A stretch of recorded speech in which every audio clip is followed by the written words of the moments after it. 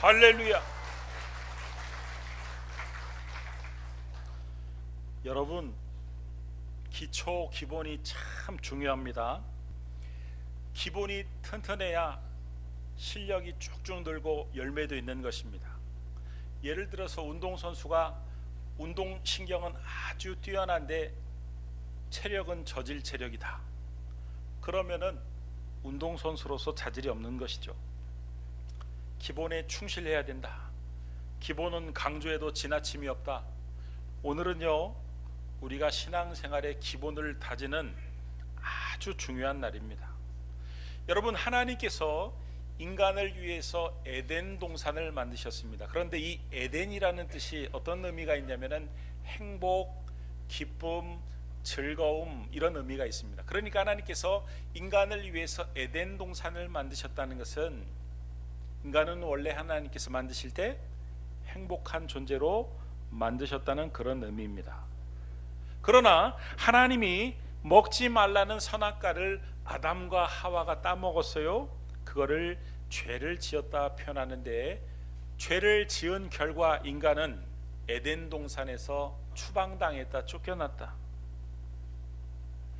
행복, 기쁨, 즐거움이 늘 있었던 그 일상적으로 누렸던 에덴 동산에서 쫓겨난 인간은 그때부터 행복, 기쁨, 즐거움을 찾아 헤매기 시작했다.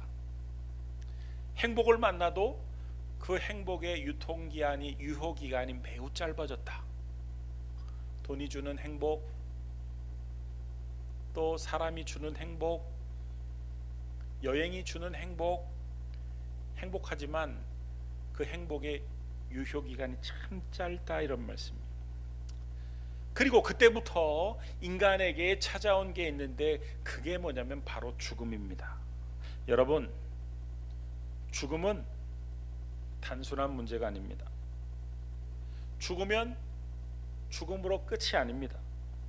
죽으면 이 땅에서 지은 죄의 결과를 놓고 심판을 받게 되어 있는데, 무서운 형벌, 영원한 형벌을 받아서 지옥으로 가기 때문에 이 죽음이라는 문제는 단순한 문제가 아니다, 이런 말씀입니다. 여러분, 사람이 이 죄의 문제, 죽음의 문제를 해결하지 않고는 인간이 그 어떤 것을 이 땅에서 소유하고 그 어떤 것을 누릴지라도 잠깐 동안 행복할 수 있지만 영원히 행복할 수 없다. 여러분, 이 죄의 문제를 가볍게 생각하면 안 됩니다. 왜냐하면 하나님께서도 이 죄의 문제를 아주 심각하게 다루시기 때문에 그렇습니다. 하나님이 이 죄의 문제를 얼마나 심각하게 다루시냐면은 당신에게 하나밖에 없는 아들을 십자가에 못 박게 하실 정도로, 그 정도로 심각하게 다루십니다. 아들을 십자가에 죽게 하실 만큼 심각하게 다루시는 주제이기 때문에 우리가 이 죄의 문제를 피해서도 안 되고 피할 수도 없다, 이런 말씀입니다. 여러분, 근데 문제는요, 모든 인간이 죄인이라는 사실입니다. 로마서 3장 10절 오늘 본문 말씀을 보면은 기록된 바 의인은 없나니 하나도 없으며, 여러분, 이 말씀의 직설적인 의미는 이 세상에 죄가 없는 사람은 단 한 사람도 없다. 우리 모든 사람들은 다 죄인이라는 거예요. 그런 의미인 동시에 이 죄의 문제로부터 자유로운 인간은 아무도 없다라는 그런 의미입니다. 우리 중에 어떤 사람은요, 나 정도면은 의롭다 착각하는 분들이 계십니다. 그런 분들이 보통 어떤 분들이냐면은 남들보다 착하게 사시는 분들, 성품도 참 좋고 그동안 살아오시면서 남들에게 해코지 한 번도 안 하신 분들, 법 없이 살 사람들, 반듯하게 도덕적으로 살아서 남들로부터 저 사람 참 훌륭한 사람이야 라고 칭찬을 들었던 사람들. 그런데 여러분, 그것은요, 인간의 기준으로 봐서 괜찮은 것이지 하나님이 정하신 기준으로 보면은, 그 하나님이 정하신 기준에 도달할 사람은 아무도 없다. 모두 미달이다. 여러분, 하나님이 정하신 기준은 엄격합니다. 생각으로만 죄를 지어도 죄가 되기 때문에 그렇습니다. 오늘 본문에 나와 있는 이 13절과 14절의 말씀을 보면은 인간이 얼마나 심각한 죄인인지를 조금 더 구체적으로 소개를 하고 있습니다. 여러분, 어린 애들이 응가를 할 때, 아니 성년도 마찬가지, 성인도 마찬가지죠. 죄송합니다. 식전에 이런 얘기를 해서, 응가를 하면은 그 응가가 아주 자연스럽게 동그랗게 말려서 쌓이죠. 상상하지 마십시오. 왜 그렇습니까? 그 안에 있는 장의 형태에 따라서 일자로도 나오고, 건강한 장을 가진 사람은 그렇게 둥그렇게 쌓이게 되어 있는 것입니다.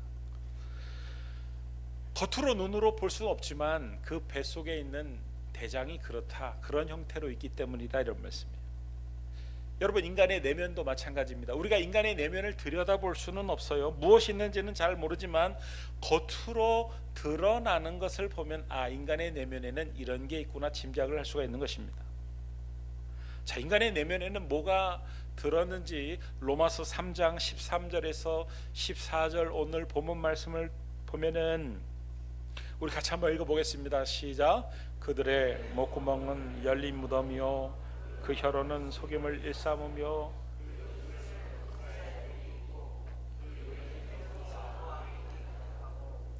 네 가지 기관이 나오는데 목구멍, 혀, 입술, 입.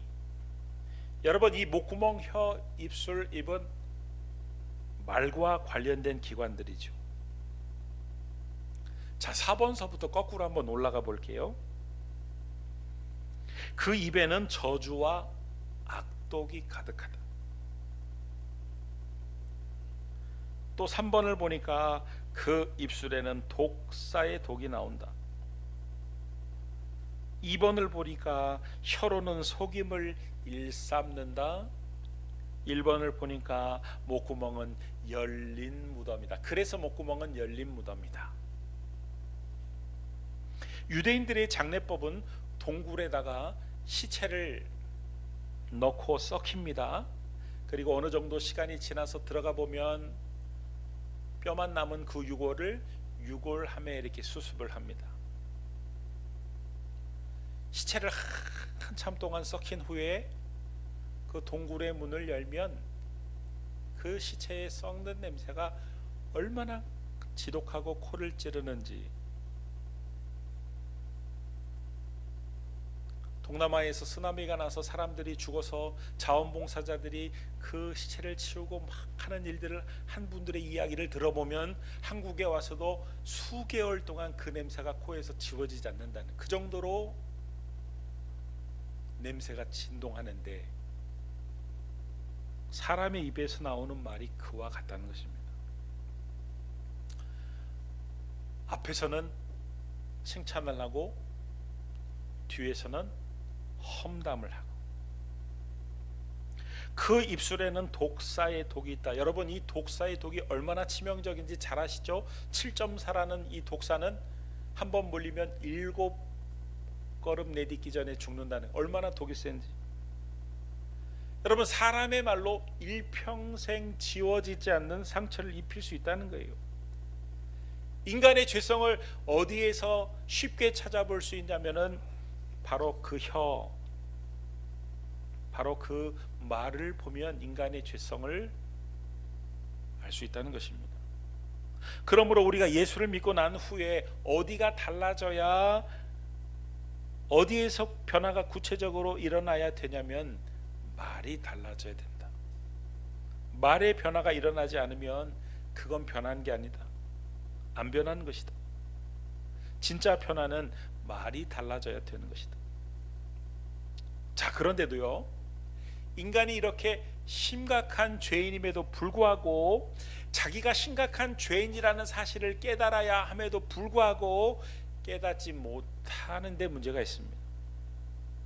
하나님을 찾아야 소망이 있는데 하나님을 찾지 않는 데 문제가 있습니다. 그래서 로마서 3장 11절 오늘 본문 말씀을 보면 깨닫는 자도 없고 하나님을 찾는 자도 없다고 말을 하고 있습니다. 여러분, 무슨 말이에요? 쉽게 말씀을 드리면 인간에게는 죄의 문제를 스스로 해결할 방법이 전혀 없다라는 그런 의미입니다. 그래서 하나님께서 스스로 죄의 문제를 해결할 수 없는 인간을 불쌍히 여기시고 방법을 마련해 주셨는데, 그게 바로 요한복음 3장 16절의 말씀입니다. 요한복음 3장 16절의 말씀을 보면은, 하나님이 세상을 이처럼 사랑하사 독생자를 주셨으니 이는 그를 믿는 자마다 멸망하지 않고 영생을 얻게 하려 하심이라. 하나님께서 저와 여러분을 너무너무 사랑하셔서, 죄의 문제를 스스로 해결할 수 없는 저와 여러분들을 너무너무 사랑하셔서 멸망하지 않게 영생을 얻게 하시기 위해서 독생자를 주셨다는 것입니다. 그래서 하나님의 아들이신 예수님은 내 죄를 대신해서 십자가에 달려 죽으셨어요. 내 죄값을 대신 치르신 예수님 때문에 죄인인 내가 의롭게 되었다, 이런 말씀이에요. 이 사실을 믿기만 하면 멸망하지 않고 영생을 얻게 해 주시겠다, 구원을 받게 해 주시겠다, 그래서 우리가 죽으면 천국에 갈 수 있다. 이 소식을 복된 소식이라고 하는데, 이 복된 소식을 줄여가지고 한문으로 복음이라고 하는 것입니다. 여러분, 천국에는 누구만 들어갈 수 있냐면요, 죄가 없는 사람, 의인만 들어갈 수 있습니다. 죄인들은 들어가지 못합니다. 죄인들이 천국에 들어가지 못하는 이유는 의롭지 못하기 때문이다. 그런데 하나님께서 천국에 갈 소망이 전혀 없는 죄인들을 불쌍히 여기셔서 그 죄인들이 의로워질 수 있는, 천국에 들어갈 수 있는 방법을 마련해 주셨는데, 그게 바로 복음이다. 믿음으로 의롭게 되는 것이다. 그래서 성경은 복음에는 하나님의 의가 나타났다고 선언하는 것입니다. 로마서 1장 17절 말씀을 보면은, 복음에는 하나님의 의가 나타났어. 우리 같이 한번 읽어보겠습니다. 시작. 복음에는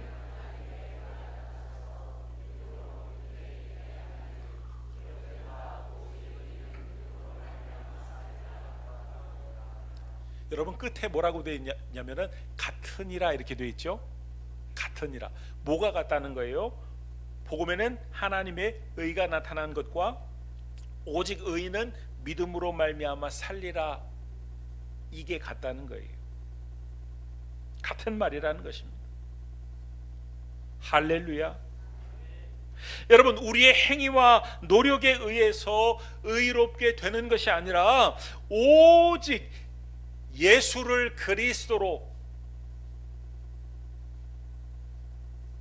예수께서 나의 죄를 위해서 십자가에 달려 돌아가셨다는 그 사실을 믿는 믿음을 통해서만 의롭게 된다는 말씀입니다. 그래서 갈라디아서 2장 16절 말씀을 보면, 사람이 의롭게 되는 방법은 율법의 행위로 말미암음이 아니요. 이 말은 무슨 말이에요? 착한 일을 많이 함이 아니요, 신앙생활을 열심히 한다고 의롭게 되는 게 아니요, 예배를 많이 드린다고 의롭게 되는 것이 아니요, 헌금을 많이 드린다고 의롭게 되는 것이 아니요, 봉사를 많이 한다고 의롭게 되는 것이 아니요, 오직 예수 그리스도를 믿음으로 말미암는 줄 알므로, 오직 예수 그리스도를, 예수를 그리스도로 믿는 믿음으로 말미암아 의롭게 되는 줄 믿으시기 바랍니다. 그러면 왜 우리가 신앙생활을 하고 봉사를 하고 헌신을 하고 헌금을 합니까? 그 은혜가 너무 감사해서, 나 같은 죄인을, 내가 생각해도 구제불능인 나 같은 죄인을 살려주신 그 은혜가 너무 감사해서 예배를 드리는 것이고, 그 은혜가 너무 감사해서 찬양을 하는 것이고, 그 은혜가 너무 감사해서 헌신하고 봉사하고 헌금을 하는 것이다. 할렐루야. 여러분, 오늘 이 본문에 나와 있는 인간의 모습은 어떤 모습이냐면은, 처형장에서 자기의 모든 죄가 다 열거가 되고 그 죄에 대해서 수긍을 하고 이제 마지막으로 처형대에 올라가 가지고 형 집행만 기다리는 모습, 의자에 올라가서 그 목에다가 그 밧줄을 두르고 얼굴엔 두건을 씌우고 이제 이 레버만 딱 당기면은 의자가 치워지고 허공에 대롱대롱 달려가지고 괴롭게 죽어가야만 하는 바로 그 직전에 처형대에 탁 올라가 있는 그 모습,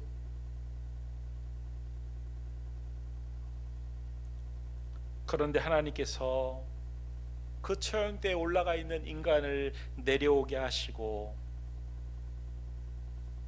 자기 아들을 대신해서 처형대에 올리셨고, 그래서 인간이 받아야 할 그 죄에 대한 형벌을 당신의 아들이 대신 다 받게 하셨고 그 죄값을 다 뒤집어 씌우셨는데 이것이 바로 예수 그리스도의 십자가 사건이다, 이런 말씀입니다. 여러분, 이 위대한 반전, 여러분, 복음은 기가 막힌 반전입니다. 완전히 죄인으로 형벌을 피할 수 없는 처형대에 올라가 있는 인간을 하나님이 구출해내신 사건이다, 이런 말씀입니다. 여러분, 예수님은 이 땅에 이 일을 위해서 오셨다고 말씀하셨습니다. 마태복음 1장 21절 말씀을 보면 아들을 낳으리니 이름을 예수라 하라. 이는 그가 자기 백성을 그들의 죄에서 구원할 자이심이라. 예수는 그가 자기 백성을 그들의 죄에서 구원할 자이심이니라. 여러분, 예수님은 십자가에서 인간의 모든 죄를 다 뒤집어 쓰셨어요. 인간이 당해야 할 저주를 홀로 한 몸에 다 받으셨어요. 그러므로 누구든지 예수를 그리스도로 믿기만 하면 더 이상 죄로 인한 심판을 받지 않게 되는 것입니다. 우리의 모든 죄에 대한 대가가 예수 그리스도에게로 넘겨졌고 그가 나의 죄를 대신해서 죽으심으로 죄에 대한 값을 다 지불하심으로 말미암아 더 이상 나에게 있는 죄에 대해서 하나님이 책임을 묻지 않으신다, 이 말씀이에요. 그래도 신앙생활하면서 나는 벌 좀 받아야 되는데, 내 죄는 용서받지 못할 죄인데 하시는 분들은요, 그런 분들은요 단순한 게 아닙니다. 그런 분들은 십자가를 부인하는 분들이에요. 십자가만으로는 내 죄가 사함받기에 부족하다고 생각하시는 분들입니다. 그러나 여러분, 아닙니다. 십자가는 완벽합니다. 우리의 죄에 대한 대가를 주님은 십자가에서 완벽하게 치르셨습니다. 그래서 주님이 십자가에서 죽으실 때 테텔라스타이, 다 이루었다. 여러분, 다 이루었다라는 말은 상업적인 용어라고 그랬어요. 가게에서 외상값을 갚았을 때 다 갚았어요, 이렇게 하는 말이라고 제가 말씀을 드렸어요. 그러니까 우리의 죄사함은요 완벽하다, 이런 말씀이에요. 그러므로 이제는 우리의 행위의 문제로 말미암아 고민할 필요가 없습니다. 과거에 우리가 어떤 행위를 저질렀든지 어떤 죄를 저질렀든지 앞으로 우리의 행위가 어떠하든지 그 일로 인해서 심판을 받거나 지옥에 갈 일이 없다, 이런 말. 왜냐하면 예수님께서 테텔라스타이 다 갚아주셨기 때문에. 그렇다고 내 마음대로 죄짓고 살아야지, 그러면 안 되죠. 예수님이 무엇 때문에 돌아가셨는데, 내 죄 때문에 돌아가셨는데 다시는 죄를 짓지 않기 위해서 애를 쓰고 노력을 해야 된다, 이런 말씀이에요.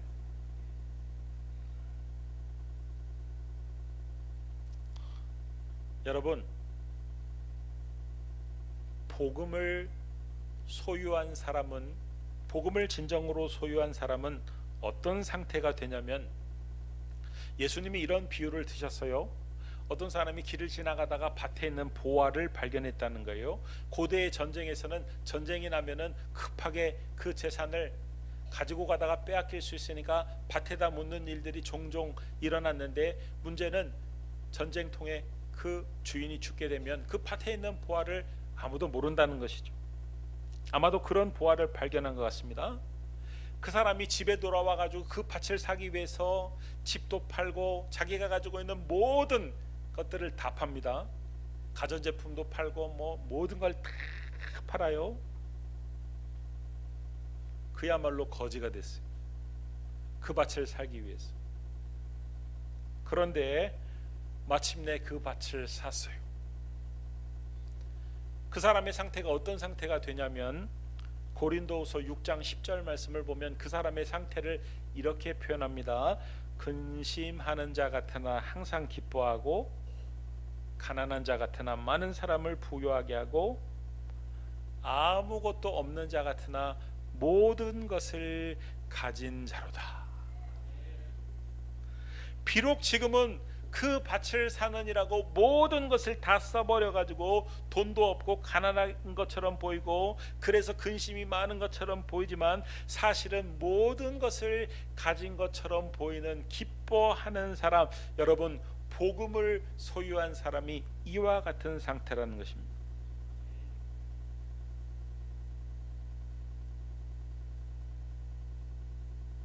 반면에요, 이 세상은 밤에 우리가 유흥가를 한번 이렇게 가보면 얼마나 네온 사인이 번쩍번쩍하고 막 흥겨운 음악이 막 나오고, 그런데 여러분, 다음날 아침에 거기를 한번 가보신 분 계십니까? 네온 사인에 불이 꺼져 있고 쓰레기가 도처에 깔려 있고, 저 구석에는 소변을 본 흔적, 구토를 한 흔적이 있고, 얼마나 초라한지 몰라요. 여러분, 세상이 이와 같습니다. 굉장히 화려해 보이고 뭔가 나를 아주 행복하게 해줄 것처럼 보여도 그 끝은 전혀 아니다. 그 끝은 얼마나 초라한지 모른다.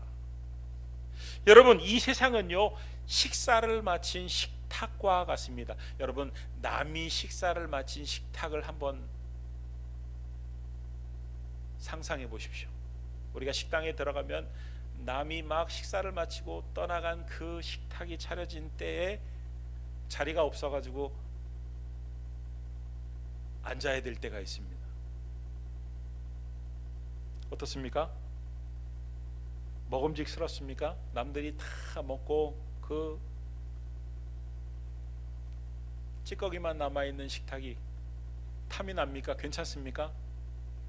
여러분, 이 세상이 마치 이와 같다, 이런 말씀.